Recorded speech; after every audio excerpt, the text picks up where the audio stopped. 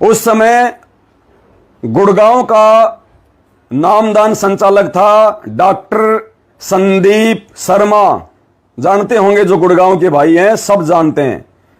संदीप शर्मा जो कि dental doctor है, दांतों का डॉक्टर है। गुड़गांव में शर्मा डेंटल क्लिनिक के नाम से उसकी छोटी सी दुकान है। गुड़गांव का सबसे पहले नामदान केंद्र उसी के घर पे था। और उसकी धर्मपत्नी श्रीमती सुमन देवी, जो पेशे से वकील है प्राइवेट, जो गुरुजी के पहले 1-2 मुकदमे भी संभाला करती थी, गुरुजी से मिलने जेल में भी जाया करती थी।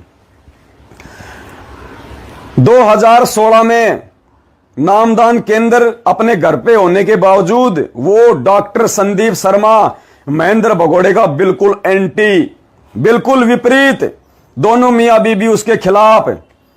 और जयपुर में वो अपना कोई एग्जाम देने के लिए आया था। जयपुर में अपना कोई एग्जाम देने के लिए आए थे दोनों मियां बीबी। और रात को दास की झोपड़ी पे रुके वो। और एक दिन नहीं, 5 दिन डॉक्टर संदीप शर्मा उसकी धर्मपत्नी 5 दिन तक दास की झोपड़ी पे रुके, मुझ पवन दास के पास। और पुण्यात्मा, वहीं से मुझे पहली बार सच्चाई का पता चला था।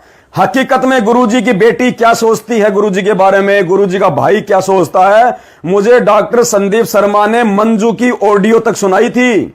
मंजू की ऑडियो, वो ऑडियो मेरे हाथ नहीं लगी उस समय, वरना उसके मोबाइल से मैं निकाल लेता। पुण्यात्मा, इतने घटिया विचार उस मंजू के अपने बाप के प्रति हैं।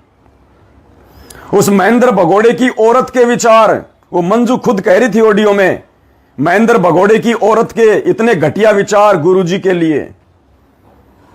उसने मुझे सच्चाई बताई कि भाई पवन दास, ये सारा सब कुछ खेल चल रहा है और भाई हमारी मजबूरी है, क्योंकि हम हरियाणा में रहते हैं और हम इनके खिलाफ कुछ नहीं बोल सकते। भाई तुम्हारे हाथ खुले हुए हैं, तुम कुछ भी कर सकते हो। उसने मुझे सच्चाई बताई थी। वो पहला इंसान था जिसने मुझे पूरी हकीकत बताई थी कि गुरुजी के परिवार की ये हकीकत है। भाई पवन दास, ये ले देख, मेरे मोबाइल में रिकॉर्डिंग सुना देता हूं तेरे को। पुण्यात्माओं, उसी रात इस पवन दास ने एक लेटर लिखा गुरुजी के नाम पे रात के 2 बजे। डॉक्टर संदीप शर्मा ने मुझे आश्वासन दिया था कि तेरा लेटर मैं मेरी वकील पत्नी के माध्यम से गुरुजी के पास जेल में भेजूंगा, तुझे जो लिखना तू लिख के दे दे। पुण्यात्माओं, रात को 2 बजे ये पवन दास नीचे गया, अपनी भक्तमती को जगाया। दास रोने लग गया। बोली, क्यों रो रहे हो, रात को क्या हो गया? मैंने कहा, इन बच्चों को भी जगा। 2 बच्चे मेरे छोटे छोटे थे दोनों उस समय, दोनों बच्चों को जगाया रात को 2 बजे। और दास ने पूरा लेटर लिखा, 1.5 पेज का। उस समय दास जंतर मंत्र जाया करता था 2016 में, जब इन मैनेजमेंट वालों ने जंतर मंत्र पे संगत को गुमराह करके बैठाया हुआ था सीबीआई जांच के लिए, और सीबीआई जांच नहीं हो पा रही थी। तो दास ने एक लेटर लिखा था गुरुजी के नाम पे कि हे परमपिता परमात्मा, ये जयपुर से आपका छोटा सा कुत्ता पवन दास, मेरी भक्तमती नीतू देवी और मेरे 2 बच्चे दीपक और लक्की, परमात्मा आपकी सीबीआई जांच सरकार नहीं करवा रही है।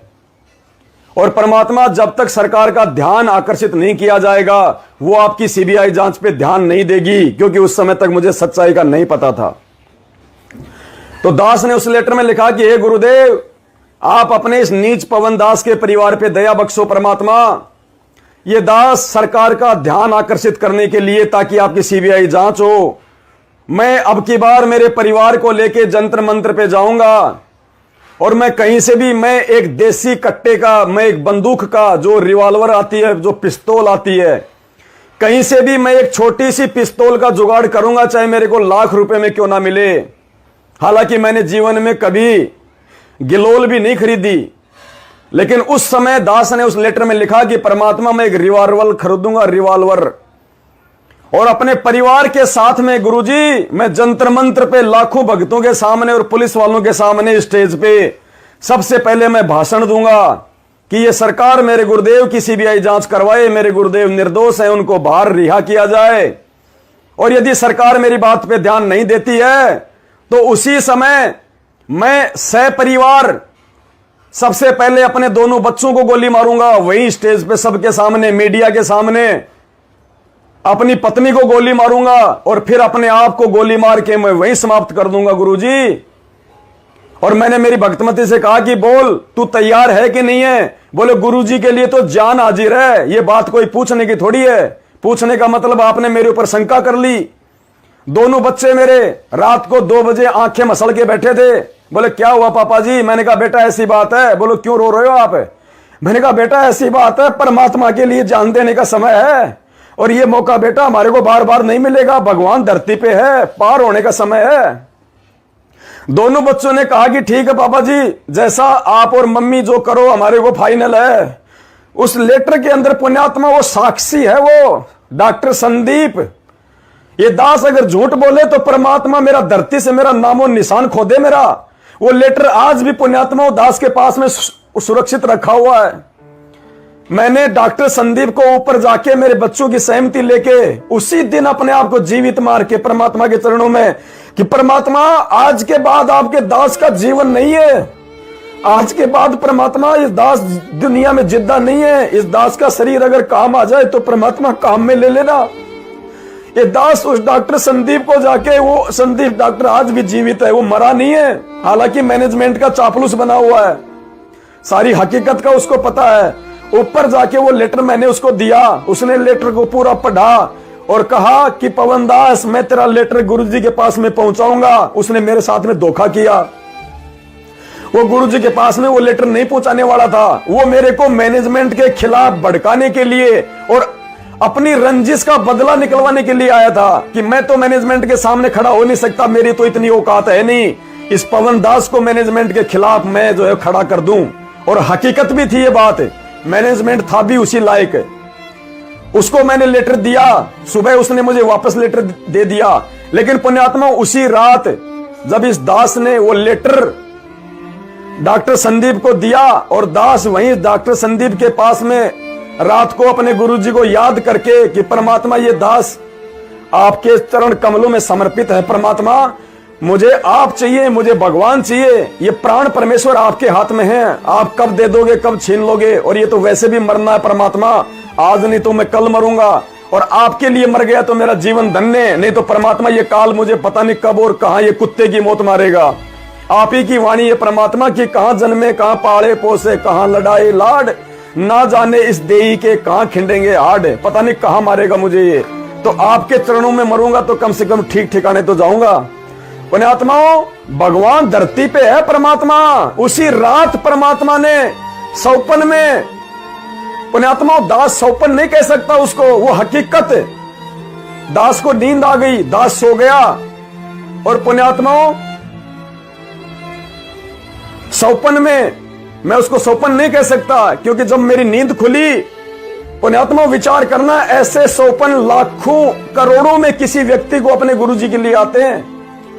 जब मेरा जो सौपन था वो चल रहा था, मैं रो रहा था उस बात को याद करके। मेरी भक्तमती अचानक से आई, अचानक से मेरी भक्तमती आई उस सौपन में नीचे से मोबाइल लेके और कहा कि भगत जी गुरुजी का फोन आया जेल से। मैंने कहा लाओ, मैंने फोन लिया, मैंने कहा गुरुजी दंडोत प्रणाम।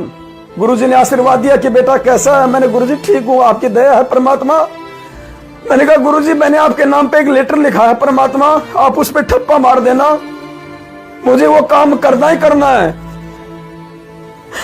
परमात्मा गुरुजी ने कहा कि बेटा तुझे मरने की आवश्यकता नहीं है, मैं तुझे सेवा दूंगा आने वाले समय में, तुझे सेवा करने की जरूरत है। मैंने तुझे मरने के लिए जन्म नहीं दिया, मैंने तुझे लंबा जीवन दान दिया है। बेटा तेरे को सेवा करवानी है मुझसे,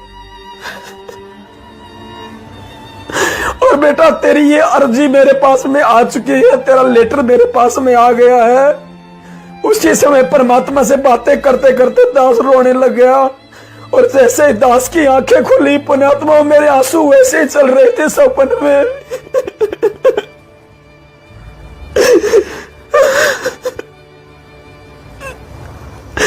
वो सपना नहीं था, वो हकीकत थी। परमात्मा ने जो दास को तो दिखाया था, ये दास तो उसी दिन जीवित मर चुका था पुण्यात्माओं।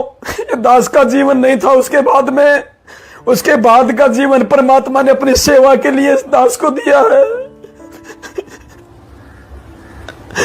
और इसीलिए दास कोई परवाह नहीं करता, चाहे मुझे टीवी चैनल पे ऐड निकलवाना पड़े, चाहे मुझे समाचार पत्रों में ऐड निकलवाना पड़े, चाहे मुझे कोई एसपी, चाहे मुझे जेल में डाले, चाहे मैनेजमेंट वाले मुझे जान से मारे, मुझे कोई परवाह नहीं है उन चीजों की। मेरा मकसद है सेवा। कल को मेरे गुरुजी आके मुझे यह ना कह दे कि अरे हरामजादे, जब तुझे सच्चाई का पता था कि तेरा बाप जेल में बैठा है और तू बाहर उन गुलामों की गुलामी कर रहा, काल के दूतों की, नालायक तू मर क्यों नहीं गया? तेरे भाई बहनों को लूटा जा रहा था, उनको काल भगवान की भेंट चढ़ाया जा रहा था, उनकी मर्यादा तोड़वाई जा रही थी। हरामखोर तू देख कैसे रहा था? तेरे अंदर क्या आत्मा नहीं थी? क्या तेरा जमीर मर गया था? अपने आत्मा, ये दास तो उस समय को देख देख के डरता है कि कल को मेरे गुरुजी आके मुझे डांट ना मारे, मुझे परमात्मा रिजेक्ट ना कर दे कि तू रिजेक्ट हो गया तेरे मार्ग से।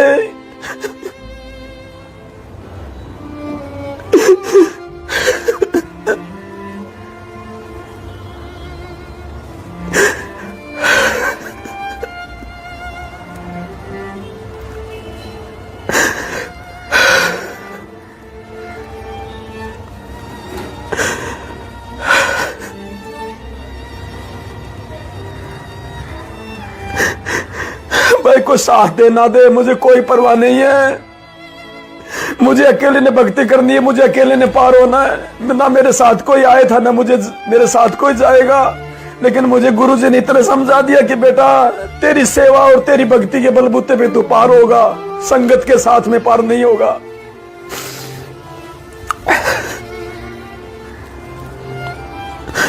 तो भाई और बहनों, मुझे इस बात की कोई परवाह नहीं है। मैं अपने परमात्मा सदगुरु रामपाल जी भगवान की नजरों में पाक साफ रहना चाहता हूं।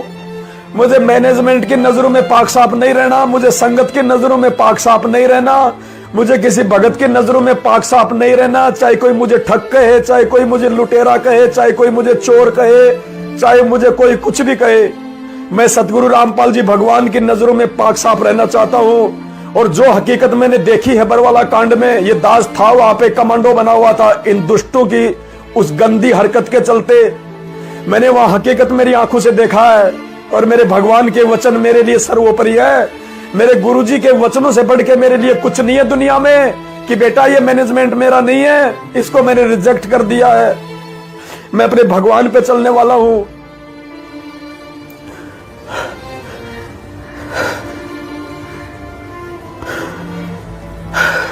इस दास को पुण्यात्मा किसी की परवाह नहीं है। परमात्मा ने मुझे हकीकत से परिचित करा दिया, मुझे सच्चाई का मार्ग दे दिया। ये दास अकेला चलेगा, अकेला, कोई साथ दे तो उसकी मर्जी, कोई साथ ना दे तो उसकी मर्जी।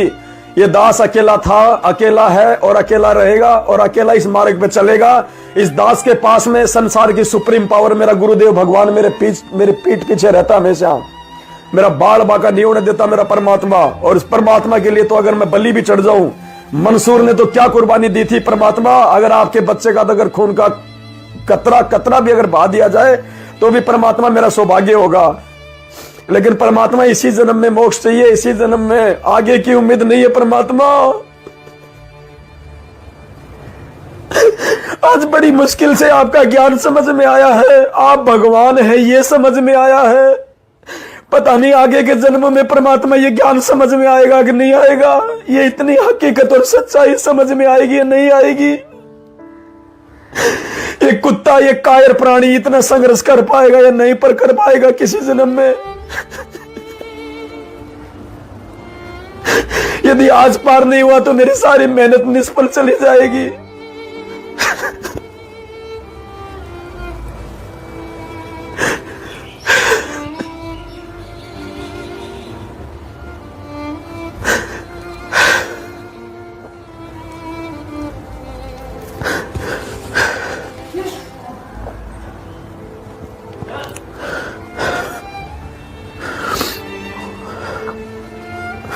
उसके बाद देखो पुण्यात्माओं, इन्होंने एक दूसरी न्यूज निकलवाई है सभी समाचार पत्रों में।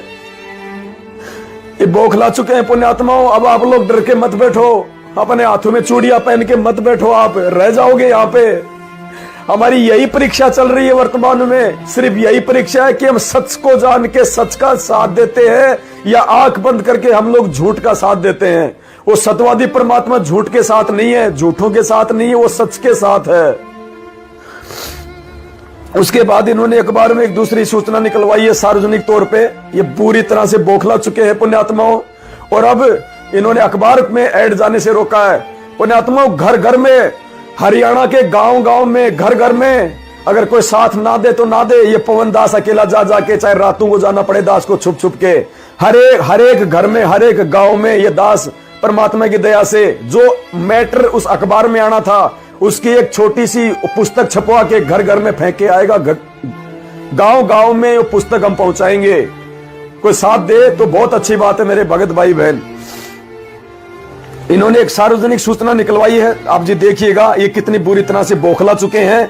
ये इतने डर गए कि इन्होंने अखबार वालों को भी सूचना दे दी कि यदि हमारे सतगुरु रामपाल जी की कोई सूचना अखबार में निकालोगे तो तुम्हारे खिलाफ कानूनी कार्रवाई करेंगे। अखबार वालों तक को इन्होंने सूचना दे दी। इतने डर चुके हैं ये लोग, और तुम इन डरे हुए इन गीदड़ों से डर रहे हो, तुम इन गीदड़ों से डर रहे हो तुम। ये गीदड़ है, ये गीदड़, और गुरु जी का भाई गीदड़। अरे शेर है तो 8 साल से भगोड़ा बन के क्यों घूम रहा है? आरामखोर, सामने आ संगत में, बता सच्चाई, डिबेट कर। ये दास आएगा साधना टीवी चैनल पे, 5 घंटे की डिबेट रख, आजा सामने, पूरी संगत के सामने बरवाला कांड के ऊपर सबूतों के साथ में बात होगी। तेरे धुरंधर से धुरंधर वकील को ले आना, तू आ जाना वहां पे डिबेट के लिए। क्यों नहीं आते सामने?